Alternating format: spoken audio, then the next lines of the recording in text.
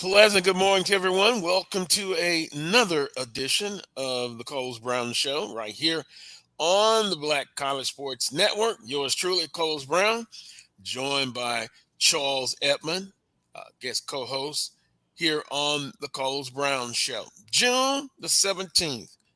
Boy, we're in the hot, long days of summer. And you talking about hot. If you're not affected by the weather, in multiple states, Mississippi, Alabama, and Florida, then you're going through a tremendous triple-digit heat wave from Houston right through Baton Rouge, Louisiana. But here's the guest menu for June the 17th. Of course, Charles Edmond joins us. Scheduled to talk with Jelani Davis. He's a defensive tackle that transferred in to Southern University. We're scheduled to talk with him in hour number one. Then the usual cast of characters.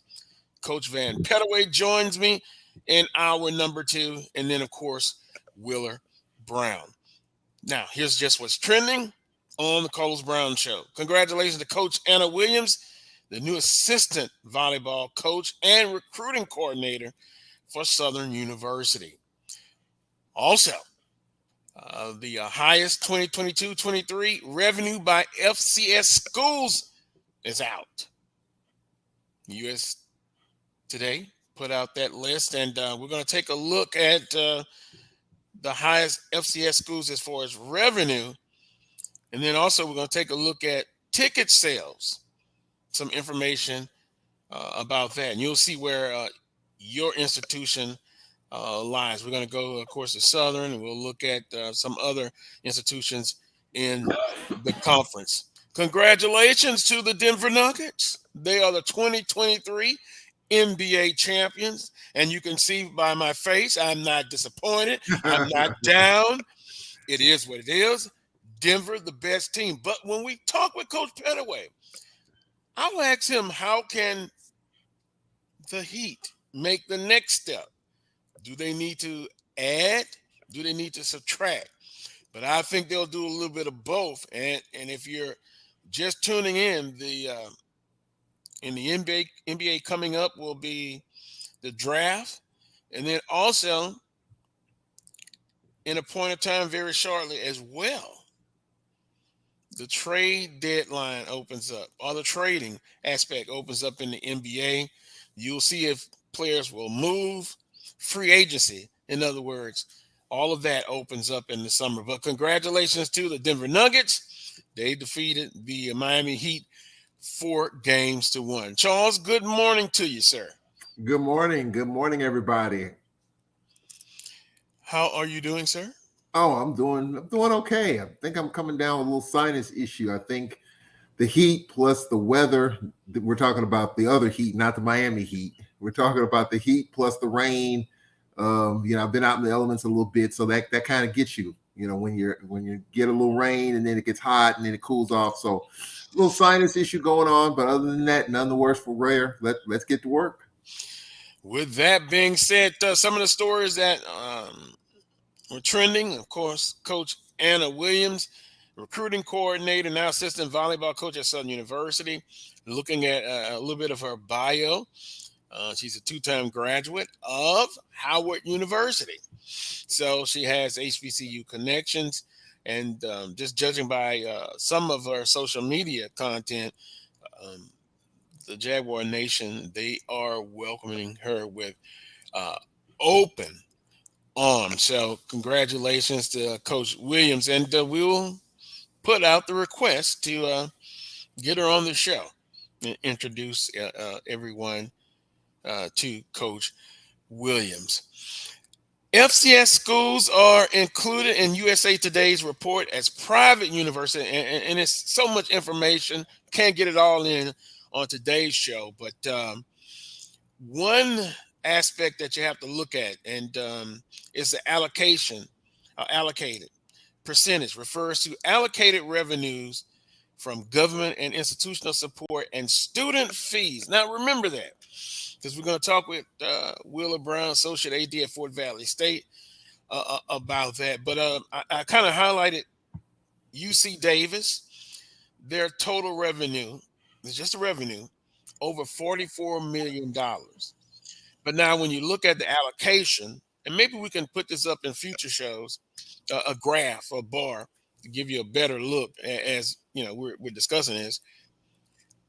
The allocation, and again, remember that's from revenues from government, state institutions, institutional support, and student fees. Their allocation is 80% of their budget comes from that. So the higher the number, it doesn't necessarily mean that's a great thing, but it just tells you that they depend on a lot of support. Those three areas. So I just kind of highlighted that, everybody. Then it came down to the first, as far as total revenue in HBCUs in the Southwestern Athletic Conference, Southern University, over 18 million total revenue. 18,190,798 to be exact. And then you look at the allocation, it's 72.41%. So again, they rely on a lot of those areas, those support. Now, let me find Jackson State. No, I'm not picking on Jackson State because actually, they did an outstanding thing as far as the allocation. As I look for it, Charles, and I have it in here somewhere. Then we're gonna go to ticket sales. But I know I saw Jackson State in there. I believe over 12, somewhere 12, 13 million in total revenue, but their allocation percentage was 39%, a little bit over 39%. So they're getting more of their support from sponsors, outside sources. And I tell you what, that's outstanding. From what I know, those allocations, the lower that goes, it shows that you're getting the support outside sponsors, business, you know, alumni donation. So in that sense, Jackson State is doing very, very well. We can look at some others in here. I can see now. Why don't I see Jackson State? And here we go, Jackson State. I overlooked it. I put that to middle-aged eyes. 12,821,652 allocation. Yeah, I was right. 39.37. FAMU, a little bit over 13 million. 13,172,315. Their allocation percentage is 59.83%. So you see those numbers coming down, but you have some like Central Connecticut. Their allocation, their budget's over 16 million, but 84.70% their allocation. Alabama A&M budget 14 million, 0.86, so a little bit over 14 million.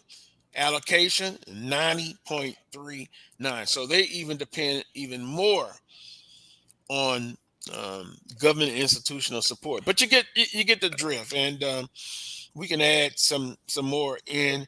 Grambling State in the state of Louisiana, of course, budget 11.3 million, allocation 73.92%. We will have Willa Brown, and then have other colleagues that really get into these numbers a little bit more. In the like Dr. Kenyatta Cavill is one that we can get him in to talk about it as well. But go ahead, Charles. Yeah, I was going to say, I mean, you look at Jackson State, for example. I mean, we kind of know going back the last couple of years that considering what Coach Sanders did when he was there, he was able to kind of tap into some of the private sources to be able to get some of that external funding for his program. And so that's why the university support might be down, because you get that other support, which is a good thing. If you can sustain that, that would be really good. But on the other side, you talked about the flip side of it. Alabama A&M, pretty good budget, but they rely a lot on the university to run athletics, and that's kind of the way it works in a lot of cases. State support is what runs a lot of these athletic departments, especially state-run universities. And we're all state-supported, or some would say state-assisted, with the exception, I believe, Majority. of Bethune-Cookman in the conference. So Mm-hmm. it's just a matter of how that's allocated. You talked about the student fees. At some Mm-hmm. schools, that's a vote. I think in your state, UNO, they were proposing a football stadium, and the students voted to increase the fees to be able to fund that on-campus stadium. They turned it down. They denied that. So Mm-hmm. so for some schools, the students have a more say in terms of where their fees are going, and that helps supplement athletics as well. For our schools, I don't think it's necessarily. It is mandated in many cases where students are paying this athletic fee or this activity fee, and some of that is going towards athletics. That is That correct. that is a part of the tuition. And so, and I've been told that at some point, when do students, push back on that? Because tuition is going up, cost of education is going up, and that's a part of the cost. You hope not, but this is just a little chatter, little scuttlebutt that you've heard over the last few years, and you're only hearing it because the cost of tuition is skyrocketing. If the cost of tuition was reasonable, I don't think you would hear as much about it. But nonetheless, it's good to see that some of these schools are doing well. Some of them are getting and it's good information to know how much university support these schools are getting, because I do think that a lot of our fans, a number of our fans, may not know how that works. And I've always been of the belief that let's put it on the table. Let's explain to folks, whether it's the ADs, the presidents, the CFOs of these universities, to explain how the funding formula works. And I think if you get that information, then you'll know, man, I got to step up. I got to help support. And so I think that's good information to have. Yeah, and I will also say this too. A lot of HBCUs have been underfunded by their particular states. That's a lot of money, and we're talking about over a long period of time. And then also, AD, some of them are more transparent than others, but I think this is an opportunity to have those certain ADs just be transparent. Yeah. Let everyone know issues where you're struggling at, issues where you're not struggling at, where you need help at. And of course, you brought up about alumni giving back. I think they will be more inclined to give if they see the whole picture clear. So transparency is always a good a thing. But in the state of Florida, some family students sued to say, hey, you haven't lived up to your obligation. And that story, you can go to each state where HBCUs are at. They have not done the right thing. Now, do you fall out and give up because they haven't? No. Then this is where alumni come in and can help out to keep things going. Also, I'll say this: directors of athletics with get up and go, with a business acumen, business background, boy, that can help. And then having a great staff around you that can help with the day-by-day operations, APR, all of those issues, they can have that. It was once said that the director of athletics, but first the president / chancellor, they ought to both always be out there doing what? Soliciting funds for the university. And yeah, don't let those states off the hook of the many, many years that they have not funded HBCU schools. With that being said, we'll come back, Charles. Hold that thought. We got to take a time out. Keith producing for us today. We appreciate him. And he is a FAMU graduate. Look at the love that I have for everybody. It's not all about Southern University.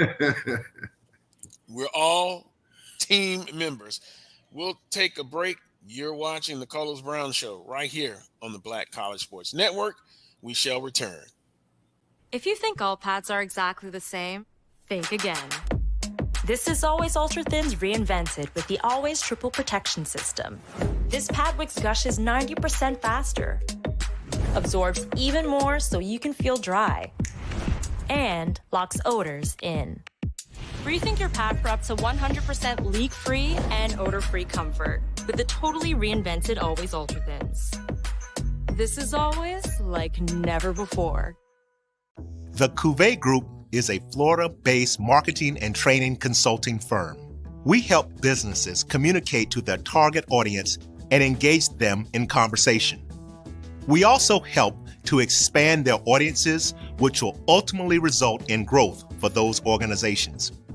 In addition to being a certified constant contact specialist, my colleagues and I are also certified in John Maxwell Leadership Principles. We use these proven principles to conduct workshops, training, and private coaching sessions for individuals and companies looking to take things to the next level. Contact us to schedule a free consultation. Issues today, don't delay, call Cuvée.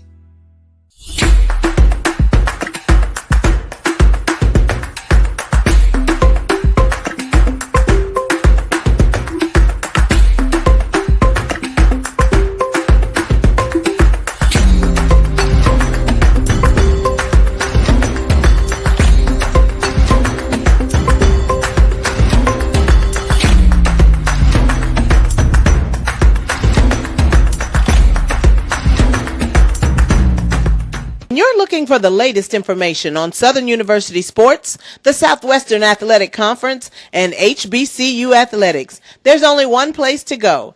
Tune in to the Carlos Brown Show, exclusively on the Black College Sports Network. T. Madden and Associates is a sophisticated and experienced law firm located in your neighborhood. We're turning injury to cash. T. Madden and Associates obtained almost $2 million for my injury. They turned my injury to cash. Now, we can't guarantee how much your injury is worth, but we've recovered millions for our clients. Call T. Madden and Associates at 833-PAID-123. That's 833-PAID-123.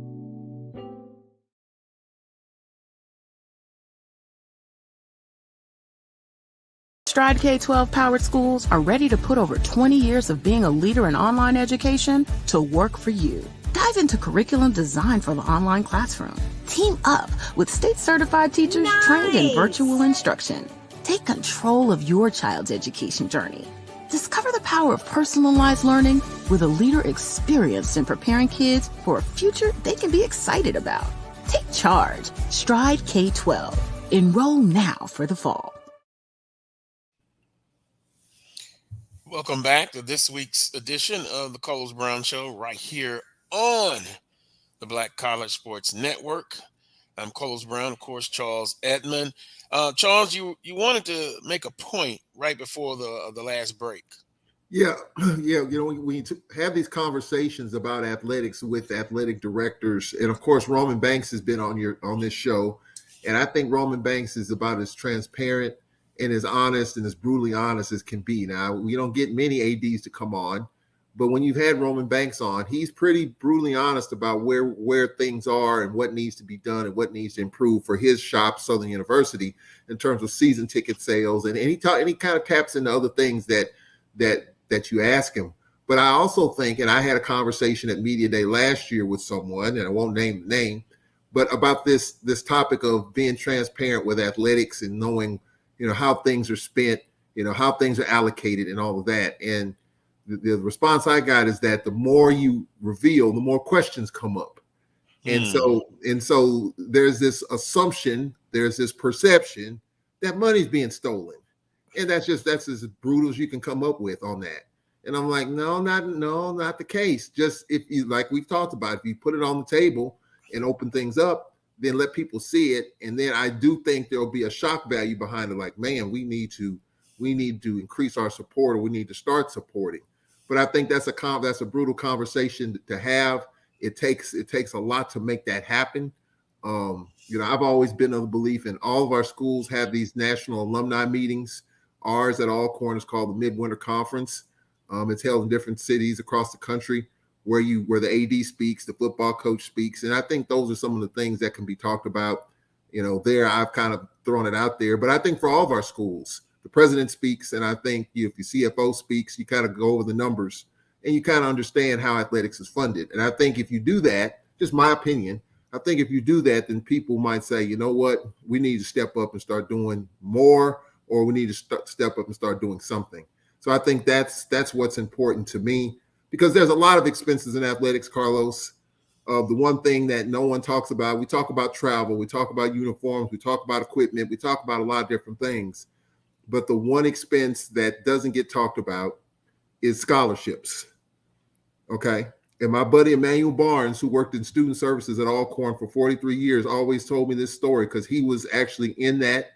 He said, for example, Carlos, you get a scholarship to Southern University to play football, right? Mm-hmm. That scholarship is waived to you. You don't pay for the scholarship. You don't pay to go to school if you're on scholarship, right? But that scholarship has to be paid for to Southern University. Who's paying for that? So, of course, the example I've come up with is LSU, because I see the articles where LSU writes a check to SIC for $5 or $6 million from the foundation, which funds athletics, to LSU. So scholarships are a huge expense. How it's funded is different for different schools, I'm sure, but that's a huge expense that doesn't get talked about a whole lot. And I think that's just a part of the conversation. Like, how much are scholarships? Well, it's the cost of tuition times however many athletes you got. So I think those are just some of the important things to talk about when you talk about funding of athletics and all of those things. I think that's really important. If people knew some of that, and some do, but many don't. And I just think if we have that conversation, put it on the table, let people look at it, feel it, touch it, experience it, I think so attitudes will change, as we get deeper into it. Well, maybe so with attitudes, because sometimes you're just going to have a segment that they're going to complain. Don't matter what it is. Then you have a segment that won't give no matter what. But I do plan on future shows and put the graphic up. And I'm going to start with Southern University. I mean, I've been looking at some of it. We've given you the information about the total revenue, but also there's a graph that you can put up that shows expenses, and it breaks down everything that you're talking about as far as scholarships. Okay. It's multiple things, operational service. Well, this is of course the kind of the salary part, a part of the revenue expenditures. But it's another graph that I'm going to put up in future shows where thank you there, Keith, that breaks it all down as far as the expenses going out, what they have to pay for. Scholarships is on there. You're absolutely right. Athletic scholarships. And so once again, just in my opinion, you get out there and you put this out there and you talk to your alums and you be transparent. I'm going on a limb and saying the majority of the people will appreciate it. And those who don't know the inner workings, then they will know. Yeah. I didn't even know years ago about insurance that you have to take out on an athlete. So, I mean, all of that's included. Recruiting, when you bring in recruits, no matter what sport, specifically though football, that's a cost. Yeah. So you got different things that you have to really pay for, and I'm gonna put it up in future shows. Break it down. Some schools have a little bit more leeway. They're doing a little bit better than others, but it's going to always be a situation where our schools can get better. And Charles, let me say this. Some like to compare our schools with even groups of fives. You can't really do that. Right. Yeah. Apples, oranges to oranges, but you can't compare to other schools that are similar to you in the same category. And then that's where you can do a compare and contrast. The other part of it, Carlos, too, that I think we need to, and I do know this because it's kind of standard operating procedure for our state schools and probably most schools. Your budget for athletics is forward funded, if you know what I mean. In other words, right now, this is middle of June. Most of our budgets start July 1st, and that includes athletics. So right now, well, this has already been done, but the budgets for our schools, for the most part, are already set for the upcoming year. Mm-hmm. The budget projections are determined by what you perceive is attendance, homecoming. I saw one of the posts, what your attendance will be for football, basketball, your guaranteed games for football, your guaranteed game. This is for the whole year, the whole athletic season, right? So you're anticipating what you're going to draw for homecoming. You're anticipating what Alcorn's going to do when they've had their homecoming game, or Southern, and all of that. When those projections come up short, and that goes back to the top two in terms of enrollment at these schools, because a part of that is tied to your university and enrollment, how you get those dollars as well. So you're being forward funded in a lot of cases. So if you anticipate a certain enrollment, 8,000, and you come in and your enrollment is 7,200, that means you have to cut somewhere. And so for our athletic programs, if we anticipate a certain amount of revenue at a certain time and it comes in under the projections, then there's a problem. That's the other thing that I think people have to look at. The money is just not sitting there. You're getting the money in advance, and then it comes back on the back end once these games are played, whether it's parking, whether it's ticket sales. The guaranteed games you're going to get that, but the expenses go up, travel goes up. You anticipate what it's going to be, but it might be a little more than that as you get into it. So those are just some of the things also to talk about. Just like state revenue, when your revenue for the state is projected 3 months in advance and it comes in under those, state agencies get cut. Travel is stopped, equipment doesn't get ordered, and it's the same thing. It's kind of, and even if you look at the bigger programs, they got those projections too, but they typically come in, they meet the expectations or even go further than that. So I think that's the other thing we have to look at as well when you're trying to, explain everything. All this stuff is forward funded, and you have to meet those projections that you set 3 or 4 months ago. And you hope if you do that, then you're okay. But when you're not, then there's a problem. There's an issue that somewhere you got to a balanced budget in all accords, whether it's athletics or academics. Ticket sales 2022, and we have to get our break in. Jackson State, and this is from Hearing Sports. Jackson State ticket sales, and this was 2022 ticket sales quickly. 4,608,925,000. That was fourth in FCS. Very good. Congratulations to Jackson State. But even before Coach Sanders, let's just be, we give credit, and God bless Coach Sanders. He's going through another health issue. Prayers and thoughts to Coach Sanders and family. But Jackson State always were in the top 10 in attendance, even pre-Coach Sanders. That's for the record. That's a fact. Southern University comes in at number 7.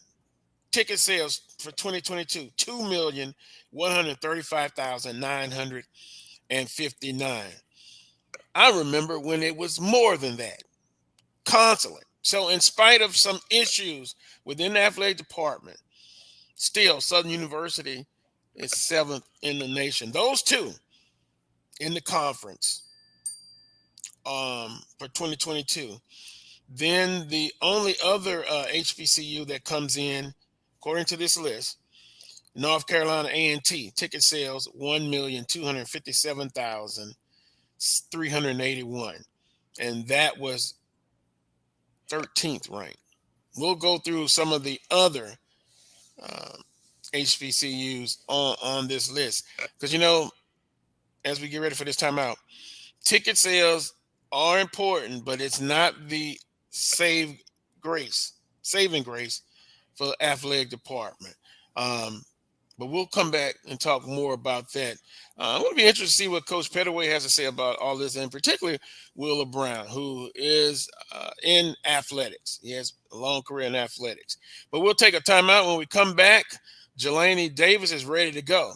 He is a defensive tackle coming from Jericho. Also, he has experience in the Southwestern Athletic Conference. Guess where he played? Jackson State. Interesting. Interesting. He'll join us next. You're watching the Carlos Brown Show right here on the Black College Sports Network. We shall return. Time to call a credit repair company to fix my credit. Hold the phone, man. You can do it yourself with Credit Versio. That's way too hard. Call the credit repair company. Most credit repair companies only work on 1 or 2 accounts at a time, making it slow and expensive. You won't figure that out for months. Ignore him. Credit Versio's brilliant software scans all 3 credit bureaus, finds the accounts that are hurting your score, and guides you through the entire process. Anyone can do it. Let's fast forward and see the results. Wow, I fixed my own credit and saved hundreds. You can do this. Visit creditversio.com. T. Madden and Associates is a sophisticated and experienced law firm located in your neighborhood. We're turning injury to cash. T. Madden and Associates obtained almost $2 million for my injury. They turned my injury to cash. Now, we can't guarantee how much your injury is worth, but we've recovered millions for our clients. Call T. Madden and Associates at 833-PAID-123. That's 833-PAID-123. Since 2002, Empowerment Resources, Inc., a nonprofit organization, has empowered more than 1,500 youth and adults in Duval and surrounding counties. Through its programs, Journey into Womanhood, Girls Mentoring, Life Skills for Teens, and Parenting Education Coaching. To get involved with programs, volunteer, or donate, visit www.empowermentresourcesinc.org. Follow us on social media, facebook.com/empowerment.resources and instagram.com/empowermentjax. Thank you guys for what you do for HBCU athletics. This is a fantastic avenue for all of us. This is our ESPN, so we love what you guys do. Brian, AD, Roy, all you guys at BCSN. We really appreciate what it is that you guys do for us.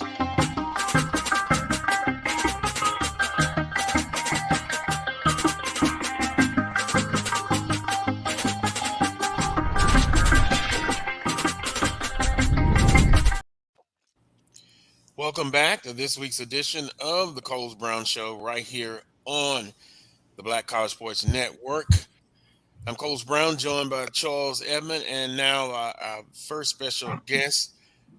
He is a key addition to the Southern University football program, Jelani Davis. Jelani, good morning and welcome to the Carlos Brown Show. How you doing, Mr. Brown? I'm doing fine. How about you, sir? I'm doing great. Well, it's I guess I can state this for the Jaguar Nation. I'm glad to have you part of the football program. And if you could, Jelani, talk about the journey, the process to get to Southern University. Well, out of high school, I went to junior college.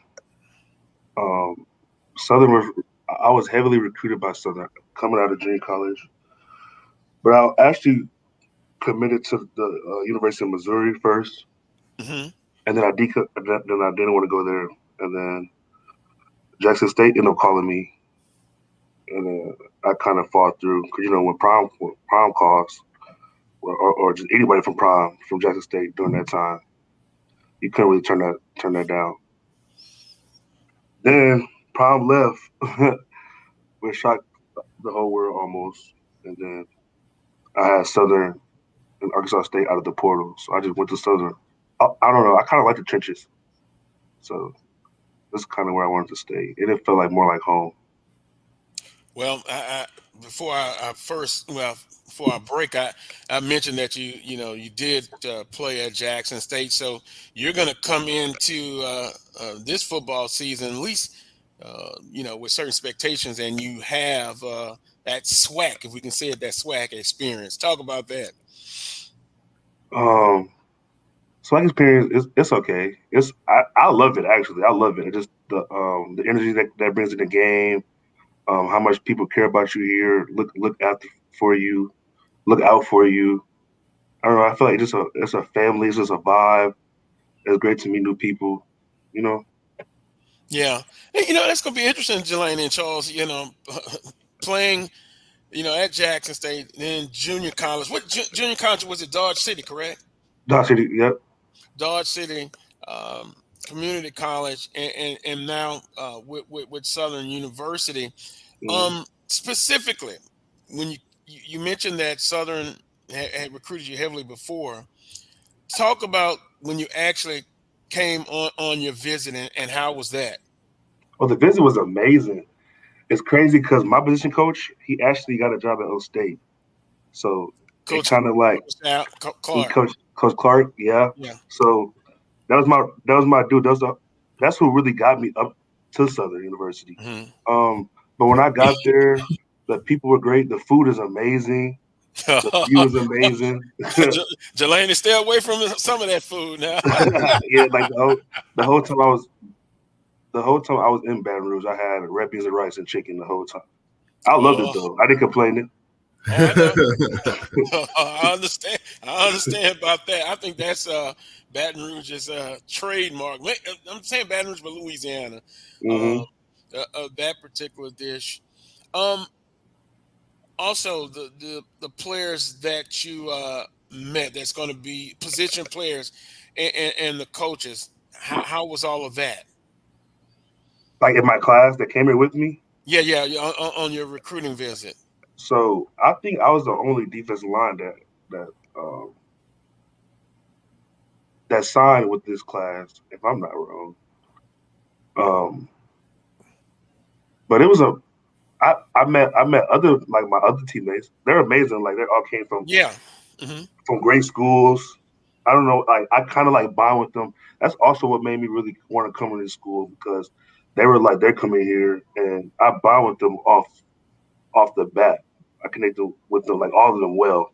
And it was crazy because we were sitting there and they didn't know that I was already signed. So I told them I already signed. I was like, well, I'm already coming here.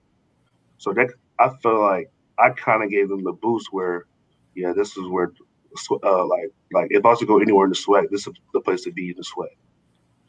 Yeah, a lot of rivalries with Southern University. I'll just be honest. I mean, it's all about competition, Charles. You can jump in on this, but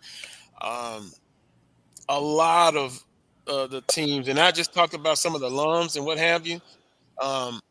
They like to compete and beat Southern University, and I think some of it is too. Let's just be honest. A lot of it is the fans. We mentioned about arrogant and cocky, but it's true. And they would like to come take over opposing teams' atmosphere, game day. So, Charles, would you agree? I think a lot of people, they love to beat Southern University. Well, I think, when you talk about the Jaguar Nation, when you're talking about 15 or 20,000 people on a road game coming to support Southern University, and they pretty much kind of take over some of the medium-sized stadiums in this conference, that's big. That's big. And when you have that Columbia blue behind you, that speaks volumes. I want to ask you a question about talk about, and I know this is kind of a dead horse, but you talked about your experience at Jackson State. Talk about that in terms of how that ended. I mean, we all know what Coach Sanders moved on to Colorado, but there was a whirlwind there right after the Celebration Bowl and all of that. And, how was those last, couple of weeks? How was that like for you? Because you were really settled in on Coach Sanders, and then he leaves, and then your process is open again. That's crazy because I already knew that he was leaving. Really? You get that little feeling. Yeah, we knew. We kind of figured that he was going to leave when we first got there, because it only made sense for him to leave, which was, I don't know. We were kind of like already looking into it, but I didn't really spend my last few weeks with them. Like, once I found out, which I already knew, but because people were just kind of like guessing and saying stuff, and Prom wasn't even saying anything. He didn't say no yes or no answer. So that kind of gave it up. So I redshirted last year, So when I found out he was leaving, I already entered the portal when the SWAC championship week. So I didn't really get a chance to have those last couple weeks with him. Yeah. So, Wow, that's interesting. That is very interesting. We're visiting with Jelani Davis, defensive tackle, Southern University, now part of the Southern University football program. Summer conditioning, it's really hot. Of course, you have I see your expression. Jackson coming from Kansas, Baton Rouge humidity. Is it what people say it is, or is it just exaggeration? I'm just interested about that. for Mississippi Heat? Baton Rouge and Mississippi Heat, is it similar? No. It's way hotter. It's way hotter in Jackson. Cause like here in BR, we got like a little breeze, a little cool breeze, even though when it's hot. But when it's hot in Mississippi Jackson, it's like it's blowing heated waves, like heated air, like it's very humid. Like you could just be outside, like not doing anything and sweating. Like me, I don't like sweating for no reason. I dislike that a lot. So, I'd rather be here when it comes to weather. That's interesting. That's interesting, Jelani. You're the first person that I've interviewed that said where they're coming from, it's hotter. But hey, you would know. Yeah, it's way hotter there. It's way hotter there. But no, we putting in. Yeah, I like it here. I like the weather. The summer workouts is amazing right now. We're going into our third week, starting Monday. So yeah, we just kind of head down grinding right now. Just trying to be disciplined, dedicated, and we're really just trying to win a SWAC championship. I understand that. So summer conditioning, as we put up some of your footage there, very very aggressive. Talk a little bit about some of these highlights, your strengths. You believe that you will add to this Southern University football program. Well, crazy Coach Dooley when I got here, he asked if I'm fast enough to play defensive end. So I'm actually switching my position. I'm not even playing the tackle. Well, I'll be in there in certain formations or if they need me in there. But as of right now, I am playing end right now. Wow, that's breaking news. Yeah. So, I don't know. I'm kind of like a pass rusher. I don't really like to hold the gap up too much. I like to get vertical upfield. That's kind of like the player I am. I can really do anything you tell me to do. That's really how I play my game. Now, is there a big adjustment for you with what you just talked about? Playing, defensive end compared to inside defensive tackle. I like defensive end better.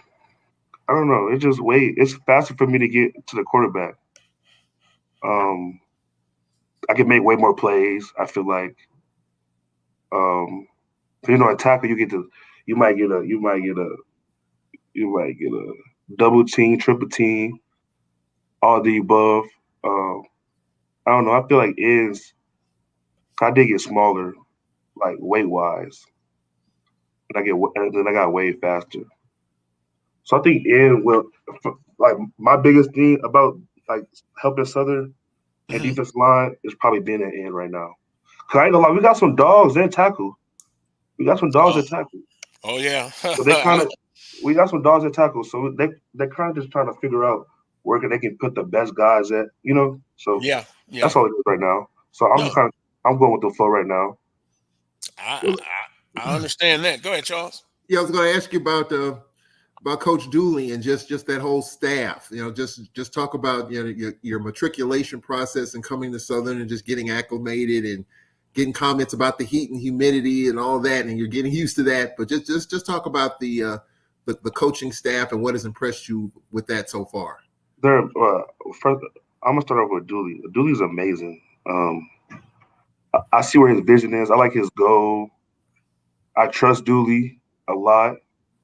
I can talk to Dooley on a regular, like almost like my dad. Like I can call him and we can have conversations. My position coach, he's a good coach. Coach Boo Boo, little older cat. I love him to death too. I can do the same thing with him. And then all the other coaches are amazing. My defense coordinator, Coach Miller, is amazing. Mm-hmm. He's like, yeah, I already know he's gonna be my road dog. This whole. And yeah, I still gotta get a chance to get to know the other position coaches, but like mainly like OC. But I'm talking about from the defensive side. Like they're all amazing. Coach Graves, he funny, cool little guy. Very cool guy at that. So, oh yeah, just when you get a chance to hear how he's very vocal, you'll appreciate it. Remember, remember I said that, but he may have calmed down a little bit as he's gotten older. But Coach Graves, I remember, is very fiery. But at a certain point, I guess all of them. I mean, you talk about Coach Dooley. You know, from the outside looking in, smooth, great dresser, kind of laid back, but I would imagine he can get vocal as well in practice. Don't let that fool you, right? No, don't let it fool you at all. Ain't nothing sweet over here at Southern. We're visiting with Jelani Davis, defensive tackle. / now defensive end. I'll put it that way for the Southern University program. Expectations going into fall camp, which will be here before you know it. What do you expect? Your expectations personally? Well, right now, I'm just learning the plays right now. But going into the fall camp, it's just kind of having that time, having that bond with my teammates, and making sure that we're kind of on the same page. A lot of film with each other. We don't need the coaches for everything. We grown men, so we can come together and figure out, okay, what we need to do to bring the ship back home. That's kind of where I'm at. I literally just want to win the ship because that's how we all gonna get paid in the future. If we come in and sit down and work as a team, that's how we get paid, and that's how we get our coaches paid. So, well, let me ask you this: what do you all focus on at this point? I mean, we're in the middle of June. I know players are here and there. What's happening? Is it all about conditioning? Is it about X's and O's? Is it more X's and O's and conditioning? A lot of both, a little bit of some. It's really this. I don't know. Okay, I'm trying to think. How should I say this? It's really both. We put in the same type of time for either running or lifting weights, so we get about an hour and a half in each. But we do run though. When we run hard though. Like, it's not no little run. We running like we gotta be at 6. Like we start at 6 a.m, literally. Like so, I love it. I love, like, me personally. I like running. I like weight room. But yeah, I feel like it's kind of equally out the same. So I don't think there's no difference. I'm looking at the highlights. Your base defense at Dodge City, was it a 3-4? Yeah, it's a 3-4. Okay, so you were nose tackle or you were in those formations? I played a couple. I played. It was kind of different because we really didn't have it, and sometimes they did line up us like this right here, up in a 5. But mainly the base sets, the ends were kind of in a 4-eye. So me coming out of high school, I didn't really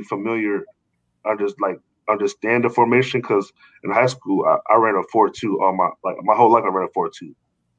So it was kind of different for me because my freshman year I didn't play. My freshman year I actually tore my meniscus in my right knee, so I didn't play. So my sophomore year I came back and I still wasn't I wasn't really feeling like myself. So I did what I could to get out of JUCO at the time being. Yeah, 4-2. Yes, Southern's base 4-2. Less for 2. Yeah, 4-2. So, with that being said, you you believe you will make an impact. You don't ask anybody if they're going to start and stuff because it's competition. You just want to battle. But that's why I would phrase it this way. You see yourself making a major impact for this 2023 football team, correct? Yes, sir. Yes, sir, most definitely. Yeah.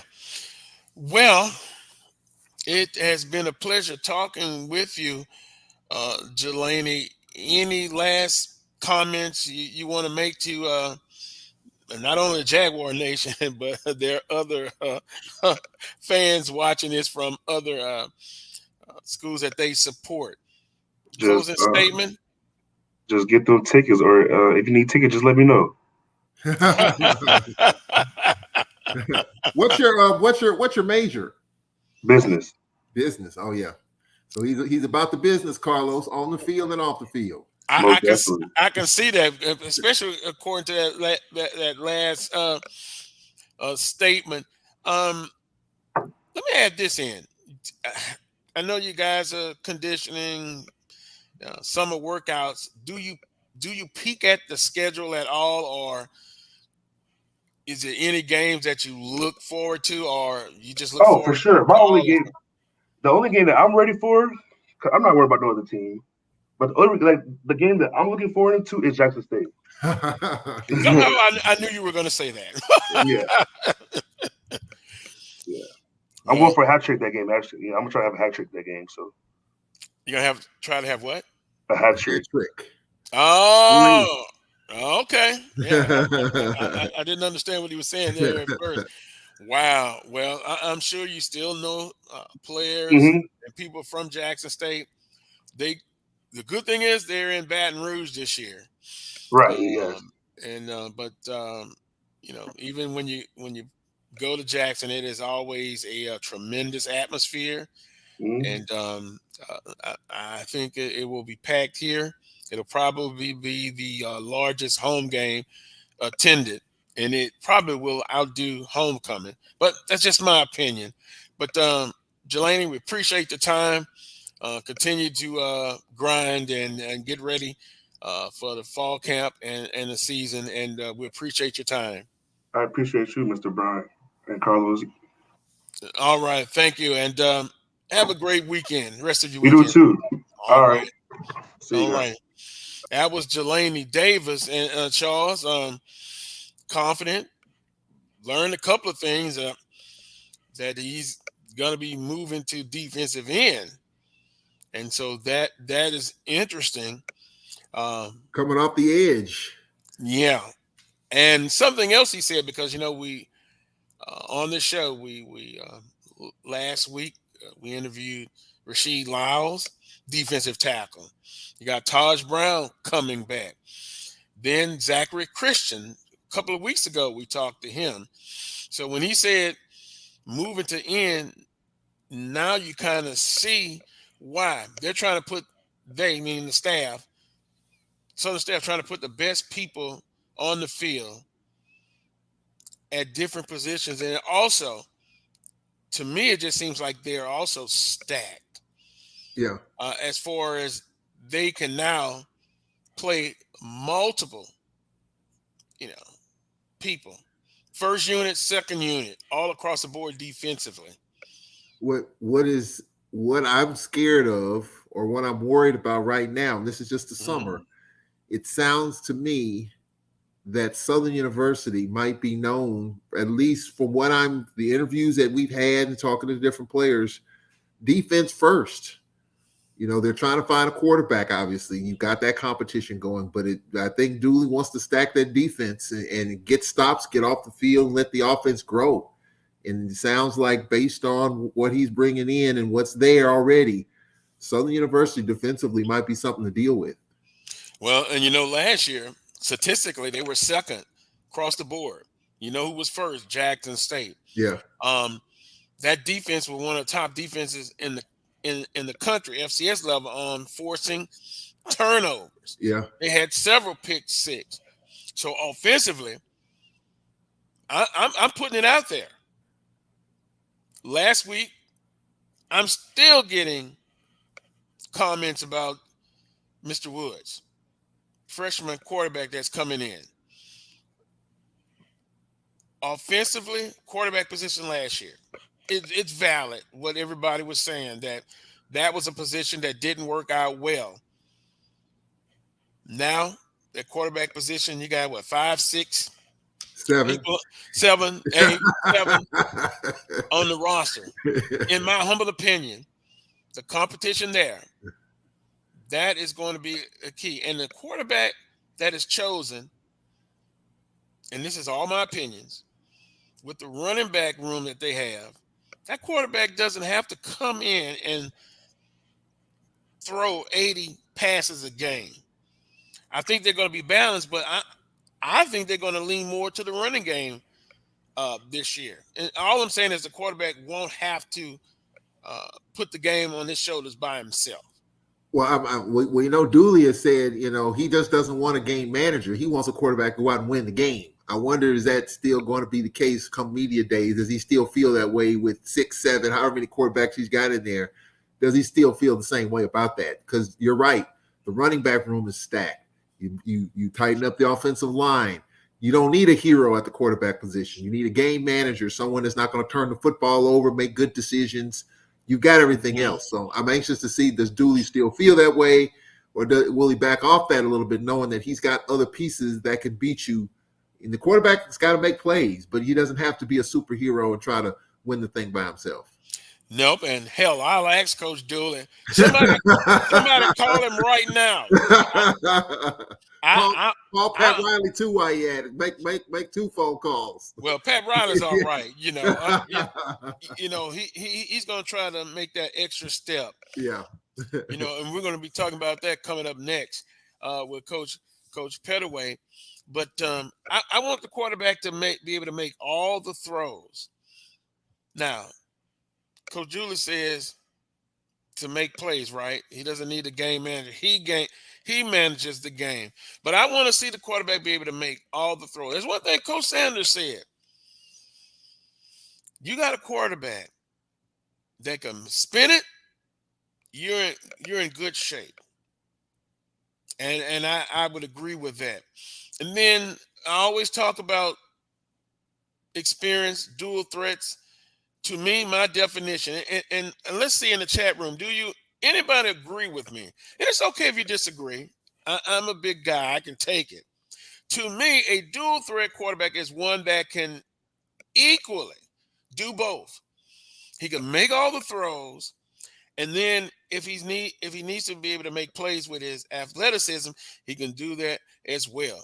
Jalen Woods last week said, I am a pro-style quarterback. And let me be honest with you, I love that. But if you look at other teams in this conference, dual threat quarterbacks are there. The young man that Alcorn signed, coming from Missouri, he's not a pro-style quarterback, Charles. He's a dual threat. And then, too, sometimes you have quarterbacks that are athletes playing quarterback. Yeah. And I know that happens in high school, but even on the collegiate level. So for me, I love the quarterback that can make all the throws. I tend to lean toward the pro-style quarterback. And I went and looked at the quarterbacks on the roster, and I'll share that with you eventually. Dual threat, pro-style. You got a little bit of both on the on Southern's quarterback room. Well, when you talked about Alcorn, Tyler Macon, the kid from Missouri, I'm going to be talking with him in the next couple of weeks. I reached out to him, so I'll be definitely talking to him. But, last year we had Aaron Allen, who was not a dual threat. He was more of a pocket passer, can push the ball down the field. He wasn't known for his running prowess. So that, that just goes to show you, what you're looking for there. But, Tyler Macon is the true dual threat quarterback. If you go back to the Felix Harpers of the world and the John Gibbs at Alcorn, they were the dual threat guys.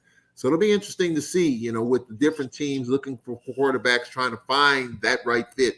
I'm anxious to see which one comes out on top in a lot of our situations. Well, we're past due for a break. Thanks, Keith. I also believe in this. You look at your personnel that you have, and then you develop an offensive scheme to fit that. So if the quarterback room is mostly dual threats, then you're going to put together a package for that quickly. Boy, in the chat room is very interesting. Joseph says SU success will be tied to his defense and ability to throw the football. Yeah. I agree with the first part about it. The first part I do think is true. I do think when I look at Southern, we've talked about it, their defense, I mean, just go back to the Bayou Classic. I mean, Southern's defense caused Grambling to turn the football over in that second half. You know, Calvez, you know, he was young, but Southern's defense was all over it in the second half in the Bayou Classic. Kind of struggled in the SWAC championship game, but I think if that's the Southern defense you're going to be seeing throughout the course of the year, you got something. Yeah. Well, Chuck Hunt says, yes, think back to Steve McNair in the 1990s. Absolutely. Well, but now let me ask you this. Boy, we're overdue. We're coming to you, Coach. To me, what Steve, in my opinion, you saw him more than I did. I only saw him when he came to Southern University on television.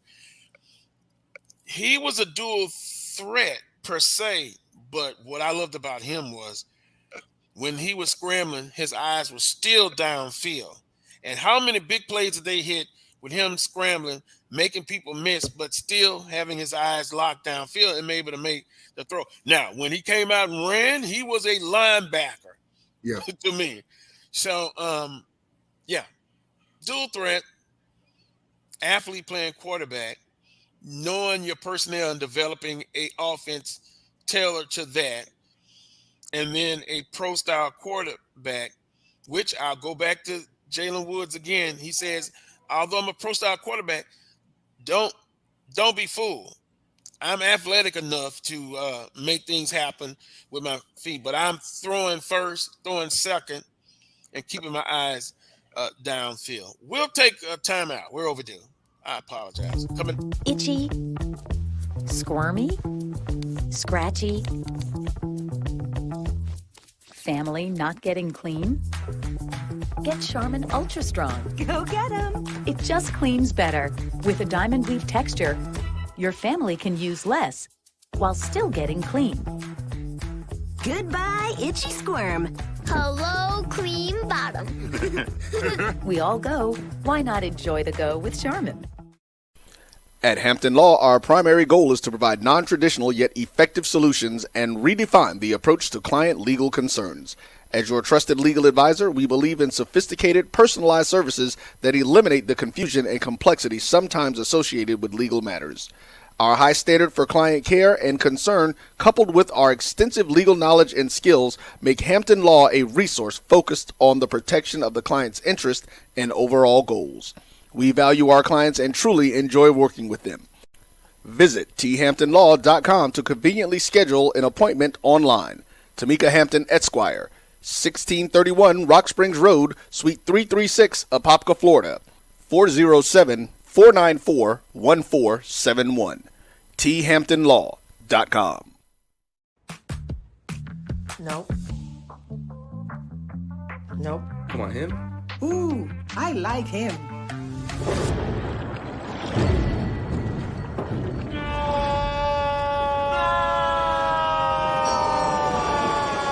Quick, the quicker picker-upper. Bounty picks up messes quicker, and each sheet is 2 times more absorbent, so you can use less. He's an 8. He's a 9. Bounty, the quicker picker-upper. From novice to aficionado, find yourself here. High quality cigars plus personal customer service. Slow Burn is Waco's only mobile cigar lounge, featuring a meticulous, curated collection of premium cigars. Visit our website, www.slowburnwaco.com. That's www.slowburnwaco.com. Stride K-12 powered schools are ready to put over 20 years of being a leader in online education to work for you. Dive into curriculum design for the online classroom. Team up with state-certified teachers trained in virtual instruction. Take control of your child's education journey. Discover the power of personalized learning with a leader experienced in preparing kids for a future they can be excited about. Take charge. Stride K-12. Enroll now for the fall. Welcome back to this week's edition of the Carlos Brown Show right here on the Black College Sports Network. Coach Pettaway joins me now. Coach, good afternoon, sir. How you doing? Good afternoon, Carlos and Charles. I'm doing great. Man, Coach Pettaway, you look good down there in South Beach. Do I see a beach in the background over there? Oh, that's all right, man. That's all right. You know what, Coach Pettaway, he's taking a shot. That's a dig. he's taking a dig about Miami Heat, but guess what? Where is his team? Where did they find? Did they make it further than Miami Heat? I'm just asking. No, they didn't. Just asking. No, they didn't. I can't say a word on that one. No, sir. You are exactly right. I'd keep my mouth closed on that one. Yes. That leads me to this. No problem, y'all. Support the Black College Sports Network in our 25th year. Please visit myjbn.com/grow and choose how you would like to support our work. Black College Sports Network, truly support them. Every show on the network, mine's included. Give where you can. Any donation is appreciated. Boy, look at that. I'm getting breaking news. Thanks, Mr. RH. Maybe we'll get a chance to discuss it. HBCU game day, their preseason FCS poll. Want to guess who's number one, Coach Pettaway, in football? Uh-oh, they cannot have Jackson State now with Prime gone. Probably Southern. Nope. Southern's fourth. Oh, wow. North Carolina Central, number one. I was just getting ready to say, yeah. Let's pull it up quickly. It was sent to my phone here, but you understand North Carolina Central. They're basing that on because they won the bowl. Yeah, that is correct.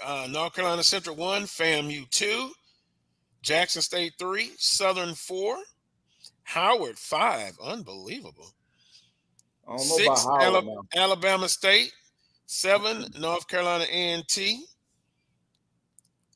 8, South Carolina State, 27 points. 9, Morgan State. Got to be of Coach Wilson. And Prairie View, number 10. You know these, thanks, Keith. As you can see it right there on the screen, sometimes you have too early lists. Everyone has their predictions, prognosticators, Coach Pettaway. Yeah, but you know what? I think one of the things that I do like now with them saying FAMU is going to be second, you know, Jackson State with Prime, Coach Prime there, they were always number one, and FAMU was always knocking on the door. So I think with him gone, they might be able to dethrone Jackson State. So that part of it, I'm good with. You know, further down on the list, some of those teams I don't agree with. Being ahead of Southern, but I think it's going to be an interesting year in SWAC football. I'm happy. I'm happy if Southern's at 4th. Don't put them near the top. No, don't do it. Yeah, I mean, it just shows you the prime effect or lack thereof in that poll. Right. Coach Sanders is gone. Shadur is gone. Shiloh is gone. A lot of folks out the door. A number of people in the door. But out of all that, obviously, the voters there feel like Florida A&M is in better position. So we'll see. But it's clearly, if Coach Sanders was there, it would be the other way around. There's no doubt about it. But it also shows you that, you know, even though T.C. Taylor, I think, is going to do a good job, obviously a lot has left out of that building. And so they feel like Florida A&M is in better position to overtake Jackson State. Right. Well, I don't. The only one that I'm concerned about, Howard. See, Howard didn't show me enough last year to be ranked this high. I just don't see them making that big of a difference this quick. Well, Bama State beat them in the MEAC SWAC, didn't they? Right. That's what I'm saying. That's why they didn't show me enough for them to be ranked as, ahead of some of the other SWAC schools. Yeah. Well, a lot of it is, you know, what you did last year. You look at some teams that perhaps not on there. Alabama State, you know, they'll have a lot to prove. Right. They're going to have motivation, and what these lists do to be honest with you, it kind of stirs up the conversation and get people discussing it. Right. Because at the end of the day, when and you can compare and contrast HBCU game day, we can come back and look and at the end of the season and compare how their preseason predictions were. Carlos, a history teacher once told me, it's always good to cuss and discuss, and yeah, and that's what these polls are, to cuss and discuss. So watch the chat rooms, watch social media. There's going to be a lot of conversation about that poll since you just broke it. I'm sure a lot of people will be talking about it. Well, FAMU, let's be honest, and looking at social media, Jackson State FAMU fans and alum, they are going at it hot and heavy. Yeah. As a Southern University alum, I'm just sitting back with the popcorn because Southern will have a lot to prove. They'll get both of those teams at home early on. So in the first 4 weeks, we'll know about this Southern University football team. But for you, FAMU, this is your opportunity. If you don't win that game, you won't be able to live it down, because I'm just looking at social media. I mean, wow. Coach Simmons. And Carlos, I'm looking at September 16th now. September 16th. Uh-oh, Alabama A&M? Oh, coming to Southern, right? Yes. I'll stick by my statement. That's month of September. Yep. That's included. That's going to tell us a lot. Where's the game play, coaches, in Huntsville or in Baton Rouge? No, it's Baton Rouge. Baton Rouge. I'm just messing with Carlos. Okay. I know. Southern, FAMU, Jackson State, and Alabama A&M. Man, that's Murder's Road, man. Wow. A.W. Mumford Stadium. I agree. That's tough. With that being said, let's turn now to the NBA. I gave Denver all the congratulations. They were the best team, 4 games to 1. As far as Miami, I don't think you blow up this. You may subtract a few pieces. We'll see what you say about it, Coach Pettaway. You may add some pieces, but going forward, what do you think Miami and that organization they need to do to kind of push themselves? They were 3 games away from winning a championship, and the next year is not promised. So where do you think they need to go? Well, they got to add pieces. They can't sit back and think that the same team is going to get them back there. They got to add pieces in order to complement Butler, Bam, and let's say Strauss. If they keep the core of that team together and add some pieces, and the new pieces come in and develop that culture that they already have, then yes, you all can compete next year. But if you keep the team as constructed, I don't think they're going to be back, man, because they got too many guys that are too inconsistent. And I think that showed up in this championship series. When you have guys that go, 2 games, you're starting backcourt for 2 straight games, you don't get but 2 points or 4 points in a contest. That's not going to happen to me in college. There's no way I'm going to keep 2 guards together, and for 2 games they only give me 2 or 4 points. No, that's not going to happen. So I know on the NBA level, they got to make adjustments. And Coach Pettaway, that happened during the regular season and the stretch where overall that team would go into spells where they didn't score. Now, they did well up until that Denver series. I'm saying that backcourt. And one of the prognosticators thought that Gabe Vincent had played himself into a better salary, even though it may be somewhere else, because I think his contract is up. But hearing you talk about that, Gabe Vincent was one of the ones I think in that series that regressed. Right. And see, you can't have that on that level, man. That's the highest level out there. So you know that they're going to be going after some other people. Now, who those people are, I don't know, because you can't just put people on a team because of the salary cap. So the pieces have to fit. And a lot of times you got to give up something to get what you want. So are you giving up too much to get the shooters, to get consistency? And that's just going to be a wait and see game. That's going to be tough. Well, Carlos, I know you have them on speed dial. You need to pick up the phone and call Mickey Harrison, the owner, and say, hey, man, open up the vault and start spending some money. No, Charles. They're already over in the luxury. I get that. And now they're going to be too. No. Oh, go ahead. That. Go ahead. The Heat, to me, and it's been talked about, they need two pieces. They need a big and they need a shooter. Right. So how are you going to get that on the cheap? The name you hearing in the backcourt is Damian Lillard. Even though the reports are Dame's looking to recruit players in Portland. He's making $60 million a year. He's going to have to take a pay cut to come to Miami, but he hasn't won a chip. So that's just one of the names that's being floated out there. They also need a big. You think he's going to take a cut to come to Miami? He's not gonna make $60 million a year going anywhere else. I mean, you've heard the Knicks, you've heard Brooklyn, you've heard Boston. He's not gonna. I mean, he's gonna have to take a pay cut. There's no way he's gonna make that kind of money anywhere. He's chasing a championship. He's made his money. He's made his bag. He wants to win a title. Okay, right now that's on the backcourt side of it. Maybe, because if that was the case, he would have left Portland a while ago. I think his most interest is to stay in Portland now. But now Miami does have some pieces. They got some draft picks. They got one coming up in a few days. Then they got two more. Let's just look at it. Let's put it out there. Hero, do you put him in a package?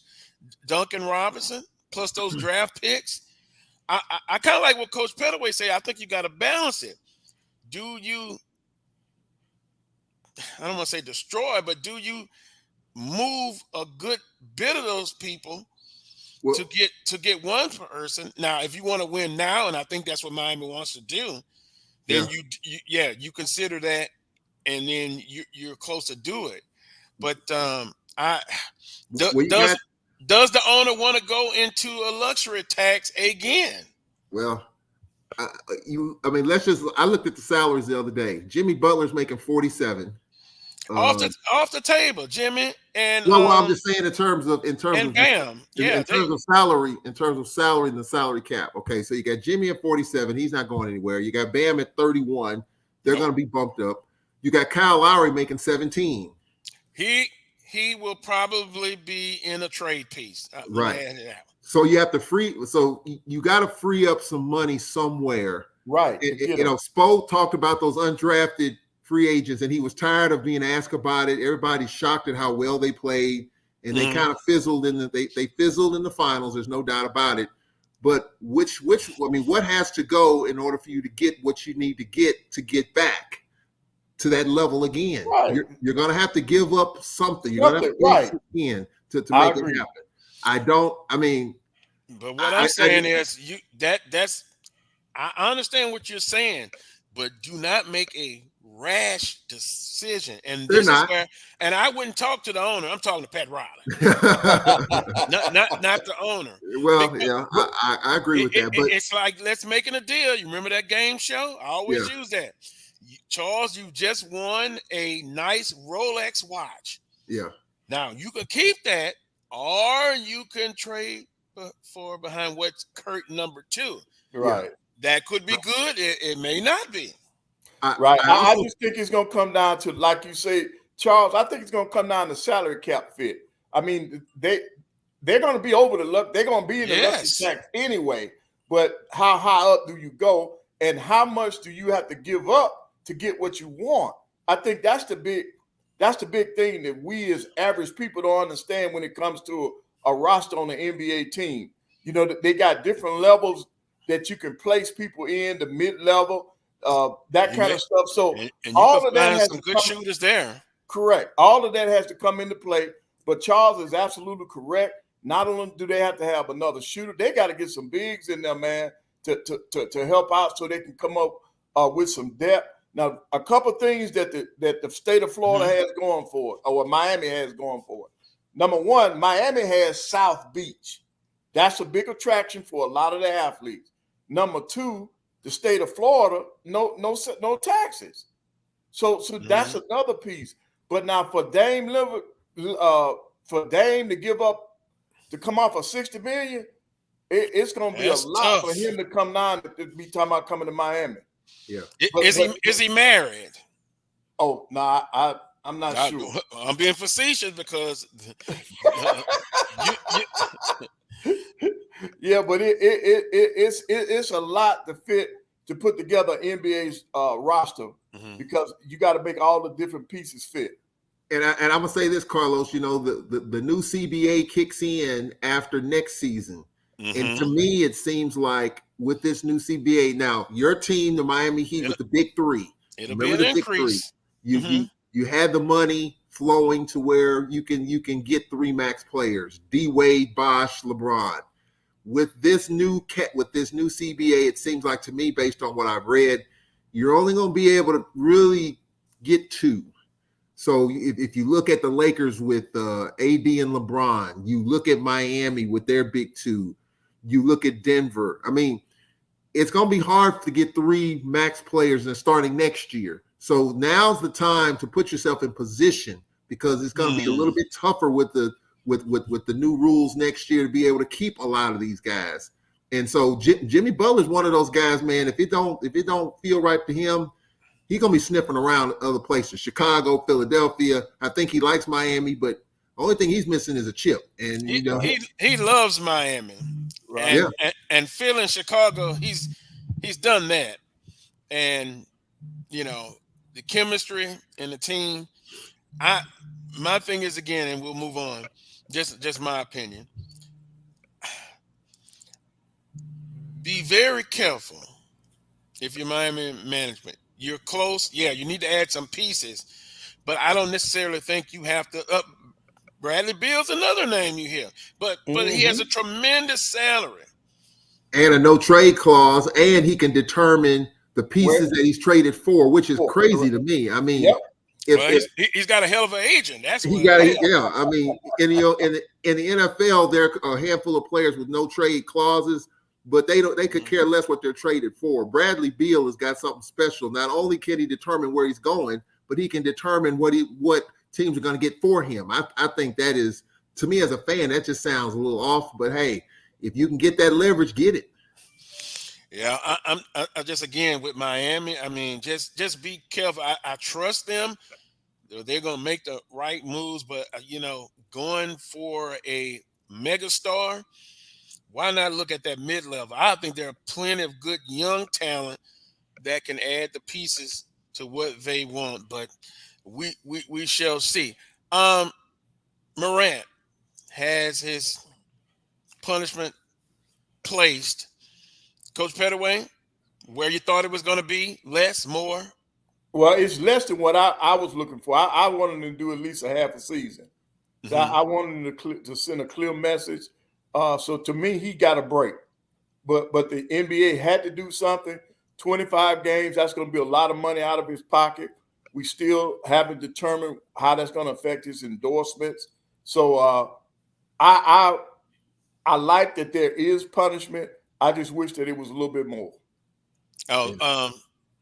Lillard is married with multiple kids. Okay, well, that makes another decision. If mama's not happy, nobody's happy. So I think my mama would rather have that Miami weather than that Portland, Oregon weather. All that doggone rain and cold.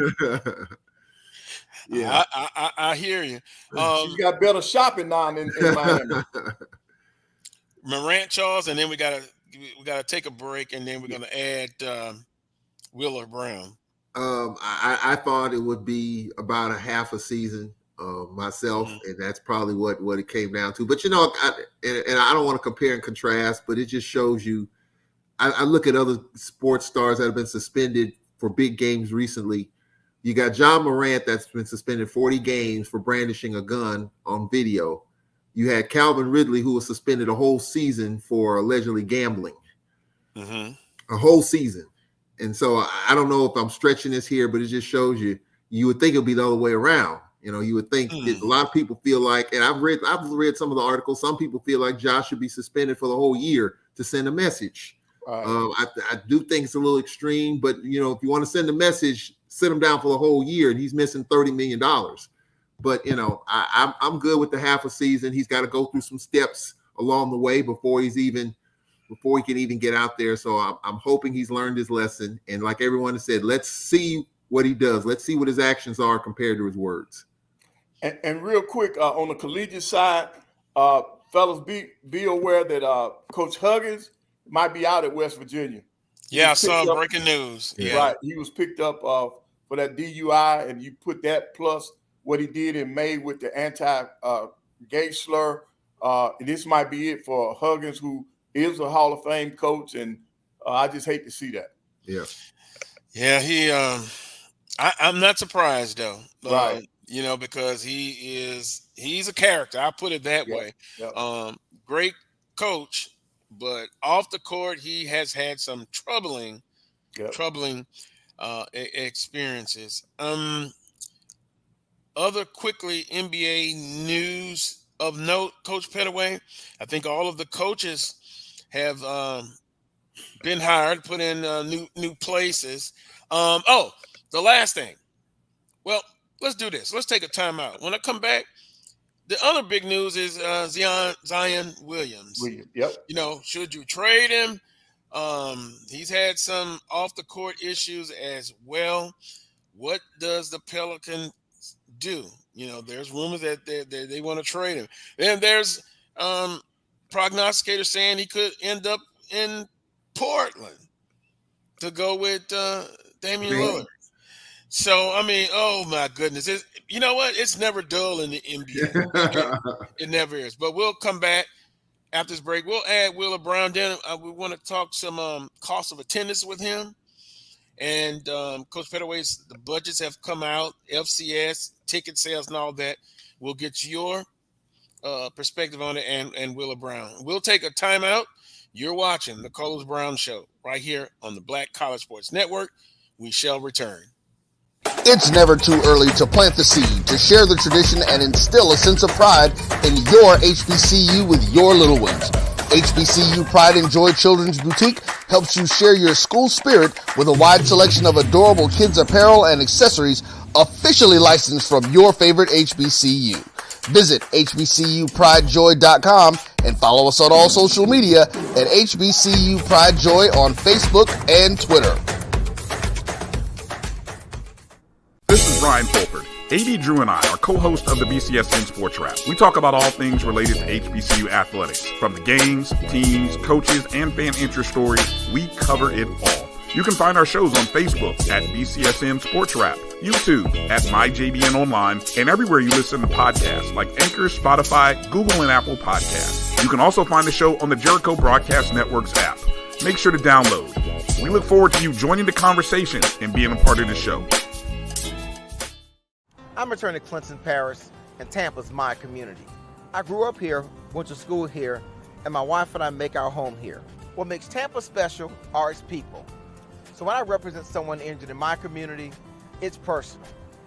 Call my office and speak to a real lawyer and not some referral service. I will fight the insurance companies to get the settlement that you deserve. At the law office of Clinton Paris, we take the pain out of being hurt. Since 2002, Empowerment Resources, Inc., a nonprofit organization, has empowered more than 1,500 youth and adults in Duval and surrounding counties through its programs Journey into Womanhood, Girls Mentoring, Life Skills for Teens, and Parenting Education Coaching. To get involved with programs, volunteer, or donate, visit www.empowermentresourcesinc.org. Follow us on social media, facebook.com/empowerment.resources and instagram.com/empowermentJAX. Let's face it, shopping for insurance can be time consuming. That's why when it comes to your auto, home, and life insurance needs, make things simple and trust the experts at Allstate. They will help you get the coverage that fits your needs while helping you bundle your life, home, and auto policies. Bundling saves you money, sure, but it also saves you time, so you can enjoy the things that matter most even more. Contact me, Tammy Haynes, your local agent, for a free personalized insurance quote. Allstate, are you in good hands? From novice to aficionado, find yourself here. High quality cigars plus personal customer service. Slow Burn is Waco's only mobile cigar lounge, featuring a meticulous, curated collection of premium cigars. Visit our website, www.slowburnwaco.com. That's www.slowburnwaco.com.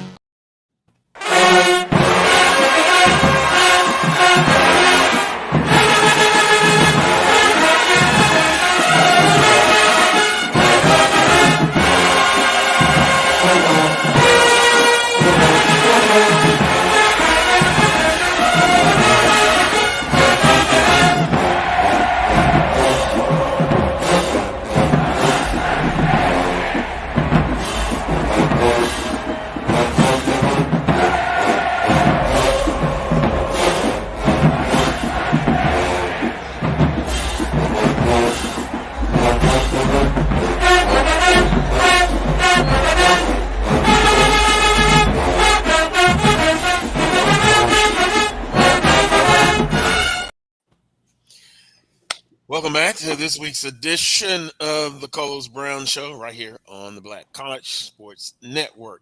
Joined now by Willer Brown. Willer, good afternoon, and I love that last name. What can Brown do? Good afternoon, gentlemen. Good afternoon. Great to have you back on once again. I know you had some issues, family-wise, and our thoughts and prayers go to you on that. Before we get into some AD-type conversation, Wheeler, we're going to talk real quick about Zion Williams, and there's conversation that he's going to he could be traded. It's not something definite, but just the conversations going on. Guys, you think he's going to be in New Orleans when it's all said and done, or could you see the possibility of him being traded? Well, right now, go ahead, Coach. Oh, right now, I kind of ask myself, what is he bringing to the table of value? Yeah, I mean, I know he's all this in a bag of chips, as the kids say, or supposed to be. But when the rubber meets the road, what has he really brought of substance to the franchise to where anybody could say he should be untouchable at this time? I think we're still operating on the P word, which is potential, as opposed to the other P word, which is production. At the end of the day, right now, New Orleans may want to get him out of there while he's quote unquote hot in some people's mind, and try to get something of value in return, before they really see that he's really not what they thought he was, and they're not able to get anything for him on the flip side. Just my thought. Well, I think, hey, Charles, I'm going to do real quick. I think here's the problem. You got GMs out there now, don't know if they need to take a chance on him now, because physically he may not be able to give them anything if they trade for him. Because, he's shown that pattern. I think the other day somebody tried to compare him to Embiid when he first got in the NBA. Those first 3 or 4 years, Embiid was not giving him anything, but then the light went off in his head where he went on and got his body in shape to where he could take the pounding of an NBA season. Well, right now, they don't think that light has gone off in his head, because right now there are rumors that he's not in shape now. Yeah. And if that's true, if it's true that he's not in shape now, if I'm a GM, there's no way I'd touch him. No way. Because in other words, just saying he's In other words, it's a possibility of damaged goods. Correct. Yeah, his production, as Coach Brown said, he's been hurt. Well, I said Coach Brown. Well, he's still Coach too, Will Brown. But the production, he hasn't produced. And Well, I've heard the word generational talent when Right. it comes to Zion Williamson, and you just don't unload that. I agree with the potential. I agree with the productivity or lack thereof. I agree with all that. He has not lived up to the expectations, and he's on a $200 million contract. I Right. get that. But if you're New Orleans, and I think what the Pelicans are doing now, they're restructuring their coaching staff. They let Coach Witherspoon go, a bad female move. assistant coach. Yep. Bad move. Right. I think what they're doing is they're trying to surround Zion with some assistants that are going to try to get him to straighten up and fly right. The off the court issues aside, I'm not, he'll have to deal with that. But I think my own personal feeling as a fan is that they're going to give him one more year. And after this year, if he's still unavailable, if he doesn't produce, I do think there will be an opportunity to do something, but I don't think it's going to happen this year. We've seen flashes of him when he's been healthy, how good the Pelicans were. They were the number 2 seed in the West when he was healthy and productive. So you just got to get him back to that level. And whether it's mentally, physically, emotionally, whatever you got to do to get him there, including him, he's got to get himself there. I think you see the glimpses. So the question is, are they willing to try to bring that back and get the glimpses back again? I think they are. I don't see Zion going anywhere. I think he'll be in New Orleans, I think, one more year. And Charles, I'm gonna say this. I'm gonna say this real quick. If you are making $200 million, you got a $200 million contract, and you need an outside source to spur you, to get you moving to the potential that you need to be at. Shame on you. Yeah. Come on now. I don't need any outside, issues or any outside people to come in, to help me do this or tell me to do this, that sort of thing. If I'm making that kind of money, so I mean, where is the self-motivating issue? What's going on in his mind? I think, needs to be the grand topic of discussion at the end of the day. Now, and then real quickly on the thing about Witherspoon, here's my thing.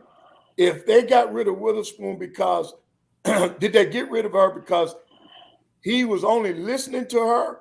And maybe that's what I heard. And then maybe they're saying she's not telling him the right things because if he's listening to her, he still has not been in the shape that he needs to be in to help the franchise. So that could be the reason why they moved. He's listened to that. That's his earpiece. His earpiece is not giving him the right information. Yeah. Or correct. He's not listening. He's not taking that information. Well, he's not going to be happy about that. Coach Witherspoon being let go. But I will agree with this. It all comes back to Mr. Williams. Right. He's got to do better. Now, if they keep him for one more year, then next year, if it doesn't, and I think he will have issues again based on what I've seen his time in the NBA, then another year from now, you'll be back to the question that they are at now. Should I keep him or should I trade him? They probably will keep him one more year, but sometimes you're just prolonging the agony. And I say that and I hope he comes out and have a great year. But I suspect that he's going to miss some games next year, just like he's missed the whole time he's been in the NBA. And it may be a mental piece because I believe he wants to be somewhere else. If you heard him in the past, how he talked about being in New York and how much fun, but it's a business and he has to be true to himself. Try to be in the best position you can be, both mentally and physically. 12:41. So this time will fly fast. I'll move along. And I got Southern University report, but nighthousedata.org, along with USA Today, they came out, and I think I shared it with you. the FCS schools and revenue. And we talked about the allocation and what does that mean as far as how they get support from other ways, institutional support, state support, and then student fees. Willa, allocation. If it's 80, 70, 80, 85%, we know that means that you're getting a lot of help. But is that necessarily a goal that you want to keep it there, or the allocations, would you like to see that figure come down? But if you want to explain the allocations. I think the major part of the allocation piece that gets everybody's underwear up in a bunch is probably the student fee piece. And, so, I mean, the dollars that are coming from auxiliary services or food service or, things, all those other places, I think at the end of the day, nobody's really giving a flip, about those particular dollars. It's the student fee dollars, I think, that gets everybody up in alarm. And I know, and Charles, you can probably help me out a little bit with this, the Mississippi schools have a cap on student fees. So I know that at Jackson State, I think we couldn't go past, I'm thinking it's like $220 a semester or something to that effect, that sort of thing. And I'm almost certain the other Mississippi HBCUs were pretty much in the same boat. Yeah. So we have a tendency to applaud those schools with low student fees, but if the student fees could be increased, you better believe that people would be pushing to increase those student fees. Yeah. Ideally, Charles, I think you want that allocation to be somewhere around 50-50. In a perfect world type situation, you want 50% of your dollars coming from, your student fees, auxiliary service, and, your other little entities there. And then you want the other 50% to come from, ticket sales and, sponsorships and, all those other avenues that are out there also.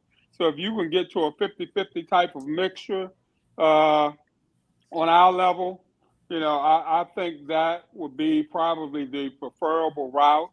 But most of our schools are not. You're looking at, pretty much a, 70-30 type proposition or 65-35 type proposition, leaning heavily towards the, student fees and the, other campus support, that sort of thing. And unfortunately for our schools, Carlos, that's pretty much going to be a way of life. If you're talking about the dollars that you can count on a regular basis or on a yearly basis, those are the dollars that you can truly count on. The ticket sale dollars, that's going to come and go depending on, the history of your institution and, what your teams historically have brought to the table, that sort of thing. The game guarantees, you can, try to maximize it as much as possible and squeeze more out of that. But, we've talked about, the competitiveness in terms of not wanting to wear your kids out and, giving them an opportunity to experience some success prior to them getting into their conference play. So you always have to look and take those things into consideration. Carlos, I think we had a conversation about Southern in terms of the locker rooms and things probably not getting done this year, that sort of thing. And I think I said to you that, Banks probably had some other things at the top of the plate. I looked at the information in terms of Southern's budget, $18 million, I think, if I'm not mistaken, with 15 sports. Yep, they added. They're adding tennis and they're golf. going to add 2 more. Yeah, but last year was an $18 million budget with 15 sports. Yeah, it's going to increase. And see, to me, in my world, okay, there's no reason not to be successful. You know, that is a quote unquote with 15 sports currently and an $18 million budget currently. That ain't bad news, Carlos, at all. Well, wait a minute now, and there's also, when you look at expenses, they had about 18 million. I don't have it right in front of me. 18,500,000. So they had a net loss, but and pretty much you're almost always going to have a net loss, Carlos. You know, I think we also discussed the fact that, you know, a lot of these schools have that zero-based budget type of reporting line where they cannot go into the next year in a deficit. They go into the next year in a deficit. They just can't publicize the fact that they're going into next year in a deficit. You know, so you see a lot of those schools listing surpluses of 50, 60,000 or 100,000 or what have you. You know, for a lot of those schools, Carlos, it's just window dressing. You know, because at the end of the day, they probably are in the red, but the university rules or the state system that they are aligned with will not allow them to put out there that they're in the red. Right. And see, that's just like earlier, I think somebody said that their physical year starts in July here at Alabama A&M. That physical year starts October 1st. Right. So see what we end up doing at A&M, you running all your fall sports out of they running into the same budget because you starting up football, you starting up volleyball, cross country, all those fall sports are still starting up, and the new budget does not come out until October 1st. Yeah, because here in southern Louisiana, it's, and I think Charles had brought it up earlier. It's June 30th ends, then July 1st is the official. Well, see, you start the new year off with a new budget. For us, you running into another year of athletics in the same budget. Yeah, the seasons are already underway. It's different. And I should have known that Alabama, because I do read the Alabama papers. Their budget does start October 1st to September 30th. So that is a tough situation because you're already starting sports, football especially. So you're already almost halfway through. So you're budgeting your math is a little bit different. But I want to ask Wheeler Brown a question. I thought about this the other day when this report came out.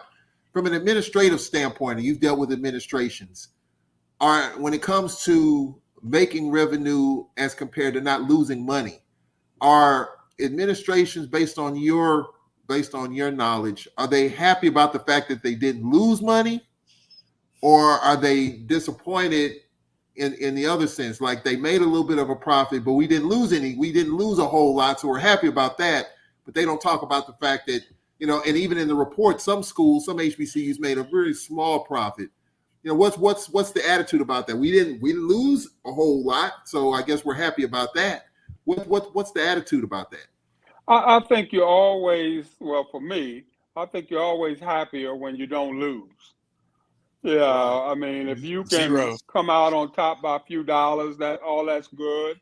But if you're doing a good enough job to where you're keeping the expenses down, and that's the true measure of an athletic administrator. If you're keeping your spending down, but at the same time you're ramping up the student athlete experience, so the kids are experiencing good things, and they're looking nice uniform wise, and they're riding on decent buses, and staying in nice hotels, and they have nothing but good things to say about the student athlete experience. If that is happening and operating on all cylinders, you're not as upset about the fact that you didn't make as much money as you wanted to make. because of the fact that all those other things are in place. And, if you gotta kind of weigh between the two, it's making sure that student athlete experience is pretty much what it needs to be. Now, your superiors are probably going to look at it in the opposite way, because naturally they want you to bring in money and things of that nature. A lot of your upper level administrators, and I'm talking about presidents and VPs and things of that nature, they have no inkling of, what the guarantee game situation is like and how that affects the psyche of the student athletes and all that sort of thing. They have no clue about your football team getting beat up by the University of Miami on Saturday, and you lose them by 40 or 50. That sort. They have no clue with that. They don't understand the dynamics behind that. They just see that you got $1 million guarantee. Oh boy, you bringing home $1 million, and that sort of thing. But we as athletic administrators, we got to look at it from both avenues, and it's something that it weighs heavy on your mind. There's no ifs, ands, and buts about that. Nothing's worse than a coach coming in, and let's say football, for instance, and they got enough people to where they should be riding on 3 buses, and you can only give them 2. And they're taking a 12-hour trip on 2 buses that they should be taking 3 buses, so that you got enough room for everybody to stretch out and all that. It's bad enough that they're busing 12 hours, and now you're going to cramp them up on top of that. So, there's always some things that, you have to take a look at and be mindful of. You're leaving at 2 o'clock in the morning so that you can get to that next destination by 2 o'clock or 3 o'clock that afternoon, right when the hotel is checking in for rooms. You're hoping that the kids get a chance to sleep the rest of that night. And, so you're trying to take all these things into consideration, kids sleeping on the bus and, all this sort of thing. There's so much that goes into that dynamic that Joe Blow and Sally don't figure out, don't factor in, that sort of thing. But we as athletic administrators, we got to try to time that thing down, to a T, making sure that, they can eat in a full service hotel, for the most part, as opposed to busing 70, 75, and 80 kids to Golden Corral for a pregame meal. People don't look at it in terms of, what is saving overall in terms of mindset. When those kids can go down to the lobby and go into the ballroom and eat right there, as opposed to loading on the bus, going to Golden Corral, eating, coming back to the hotel, getting all of this stuff, and then going to the stadium. You're talking about the score being 3-0, 7-0, pretty much before you even suit up. I think, once people really, really, really dig into the meat and potatoes of what this thing is all about, maybe they look at things in a different light. And Carlos, you and I talked about the secretiveness of our departments, the secretiveness being transparent, as it pertains to HBCUs. We don't put those things out there. We have to try to do a better job of putting those things out there. But more importantly, our presidents, our VPs, our people who are upper level people who are in charge, they got to make it okay to do so. And you're not slamming the institution by doing so. Yeah. You're just laying the facts out as they are. This is what we're going through. And if you want football to be an 8-3 performer on a regular basis, or a 9-2 performer on a regular basis, then we got to look at A, B, C, and D, that sort of thing, and what we can do in order to, change those things, that sort of thing. Right. Now, Carlos, hope I ain't take too much time. Carlos, no, let me say this. We've got about 3 minutes, but go ahead, Vann Pettaway. And no. What I was going to say, what Mr. Wheeler was just talking about. See, I thought that was the norm. I'm used to getting my kids up to go for breakfast and my pregame meal, putting them on a bus, because you cannot afford to take them downstairs and eat in the hotel unless I'm at a guarantee game. Because during the conference, you can't afford that. So I can identify with that, Mr. Wheeler.